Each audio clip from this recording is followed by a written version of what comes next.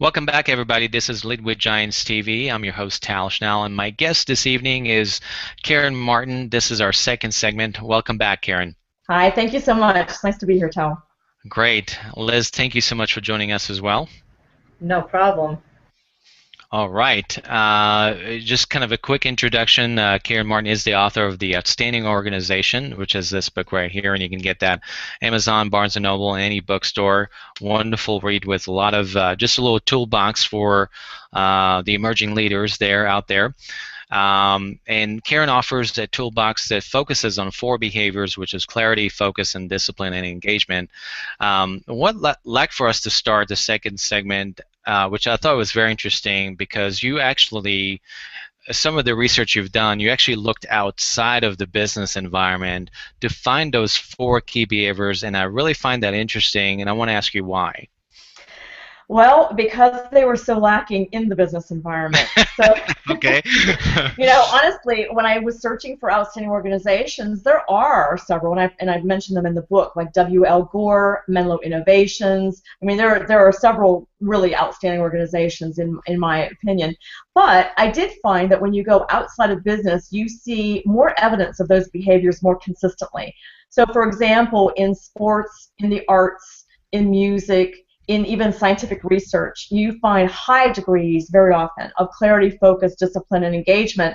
And so when I looked at patterns and saw that, outstanding performers in those areas were so consistently high with those four behaviors, and then compared it to what I see in business, I said, this is kind of interesting that, so how do we actually instill clarity, focus, discipline, and engagement in an organization so that they can perform at the high levels that they're capable of? And I hate seeing unfulfilled potential, and so most organizations have, this tremendous potential to perform at much higher levels than they are doing.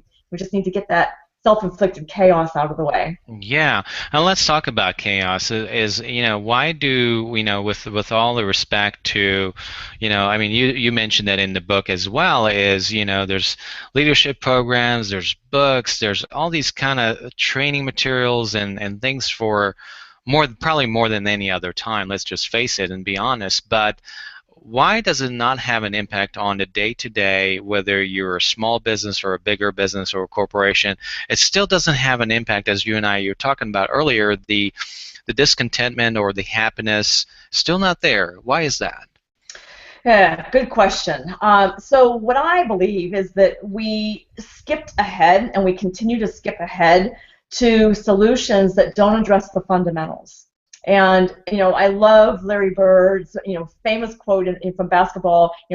First master the fundamentals. Hmm. And so part of my my head scratching as I was starting to write this book was, is anyone going to really want to read about something that sounds so much like it's not rocket science? There's Right. nothing really new and sexy about clarity, focus, discipline, and engagement. Yeah, yeah. But they're woefully missing in many organizations. So sexy or not, we have to get that very solid foundation to build a skyscraper on it and have it actually stay up.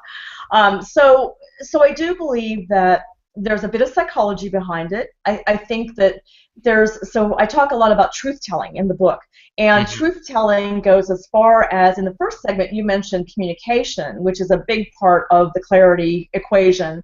But the other part of it is there's a lack of truth-telling in terms of organizations being clear and very visual about how they're actually performing.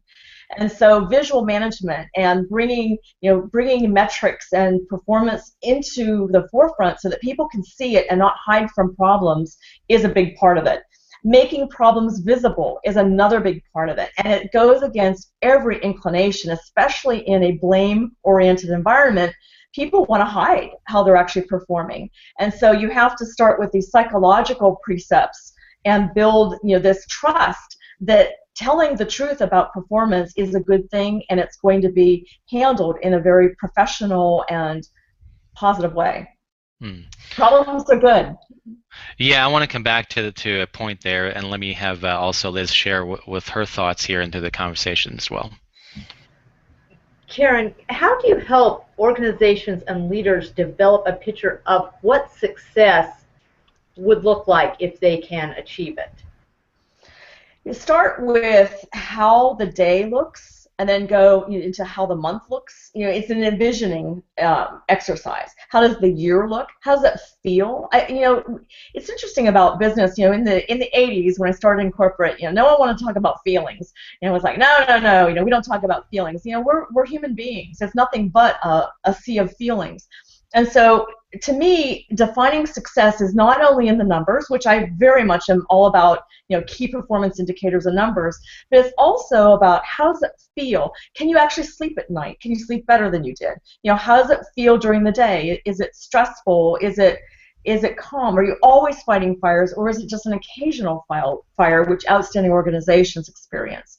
So, envisioning starts with, just feeling it differently, and then putting forth, I'm a grassroots kind of gal. It's like, okay, what are we going to do about it? It's one thing to talk about it. Let's do it. What has to be done to get that to become your new reality?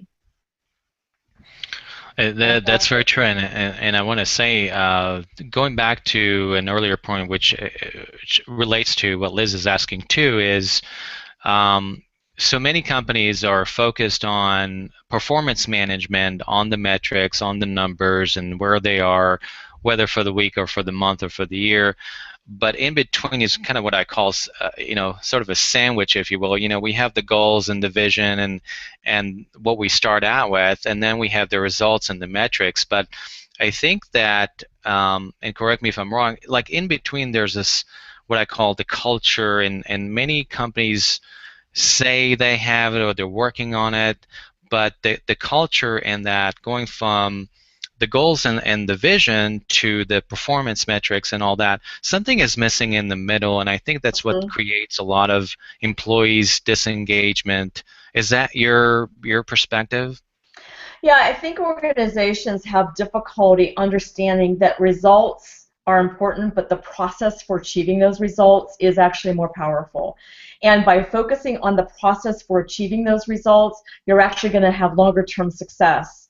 And there's a way to achieve what an organization needs to achieve, and it's going to be a far more healthy and positive work environment than another way. So culture becomes the way the employees are engaged in problem solving, and I talk a lot in the book about problem solving and what that really means and how employees are looped into solving problems. So it starts with, first of all, wanting to surface problems and then having a very active practice for solving problems. And you really actually clarify for us, because there's a lot of semantics on problems, whether it's an opportunity or other ways to frame it, if you will. So clarifies, for our audience about problem resolution, finding the problem, how to really go about it. Right. Thank you for asking that, because it is something that I chuckle. I've been chuckling about it, for many, many decades, on this whole notion that we don't want to talk about problems and sugarcoating it and calling it an opportunity for improvement. So to me, a problem, and actually not just me, the entire lean community defines a problem as a gap between where you are and where you like or need to be. So it could be a very urgent gap, something you have to fix. It may be where you have gotten to a certain level of performance and you simply want to raise the bar to beat the competition or to just deliver greater value to customers. In either case, it's a gap, and it's a measurable gap. And so that is a problem. And it can be a good thing, but it could be also a very urgent, very crisis-oriented problem. So I really like what you said. It's looking at it from a perspective of, is to, just kind of letting it go. It is a problem. Let's just face it. It is a problem. Let's just be honest. But then not characterizing a problem as the most horrible thing in the world, right? Right, because most problems are system generated and process generated. They're not people generated, and that's where it's interesting how our propensities to blame people. Most leaders quickly look at who did it, and instead of it being viewed in a more kind of calm fashion as a systematic thing. Now, what happens when you take that approach is that you have to realize that you yourself are part of the system. So it's you being part of the problem and the solution, and that's a little different than blaming people and firing people, because of a problem. So it's it takes, again, back to psychology. Right. No, I love that. Let me give Liz an opportunity before we close, maybe just a kind of a last question here on segment two. Quickly, while you're talking about psychology, you talk about employee engagement being more important than employee satisfaction, which I absolutely agree with. But can you just briefly talk maybe about the difference between those two and then how they impact each other? Yeah, thank you. That's also a great question. So to me, satisfaction is one of those things where the minute someone with a better benefit package or comp package comes along, someone is likely going to go. If someone's highly engaged in their work and they're being actively called into the problem-solving process and they're getting a chance to use their creative juices and solve problems on a daily basis, they're far less likely to be tempted by anything, because I mean, people really want to be satisfied deeply much more than they are caring about a paycheck. I mean, that's been proven over and over. So satisfaction is kind of the status quo, and engagement is a level above that keeps people happy and content, and if you want loyal employees, that's the way to get it. That kind of reminds me because I work in an industry that's very heavy customer service. Satisfaction is just an average; it doesn't win you in the competitive marketplace. You have to Right. go above that. So I can kind of relate to what you're saying there. Do you guys talk about delighting the customer? We are actually. It's part of our brand, but it has become kind of a cliche in many customer service industries where you delight and surprise. And I think Right. really taking it. I do write about it in my blog too, but that's part of the whole process of thinking. It is thinking outside the box because you're going to do something not robotic, very genuine from your heart. It is an act of kindness to surprise and delight, and so it doesn't become. You raise a good point. There's a lot of cliches, including in many customer service companies. There's those cliche, delighting, wowing the customer, those kind of things. The ones that are very authentic, and I can point out to a company very respectable, is Ritz-Carlton. And Yes. Ritz-Carlton, it's very genuine. It doesn't become a cliche, and you can never expect it. That's why it's a surprise. So can I Right. kind of relate to the whole delight discussion there? Yeah, they've got delighting down at the Ritz. Yes, they do. They do that very well. But Karen, thank you so much for joining us this evening. We had a delightful moment with you, so I appreciate that very much. Thank you very much for having me, Tal. It was really wonderful. And Liz, it was great to talk with you as well. Thank you. You too. Great. And I'm sorry, just one last thing is Karen mentioned where people can find you out there so they can look up some of your stuff. Yeah, my website is ksmartin.com. I also finally just got karenmartin.com, so it points to that. And then we have free webinars every month. One is this Thursday, and so there's a webinar page that there's all kinds of free resources on the website. So ksmartin.com. Great, and I can testify to that. She does have great webinars. I've been actually watching some of those. They're great material. They kind of goes along with the book as well. So if you want to dive in more into those 4 areas that we talked about, she does have webinars for each one, and they're very valuable. So great. Thank you so Okay. much. My pleasure, and thank you so much for the audience. You guys can view that on our Lead with Giants community, and we'll post them later on this evening and then throughout the week. And this is great material for the emerging, developing leader, so we look forward to seeing you. Thank you.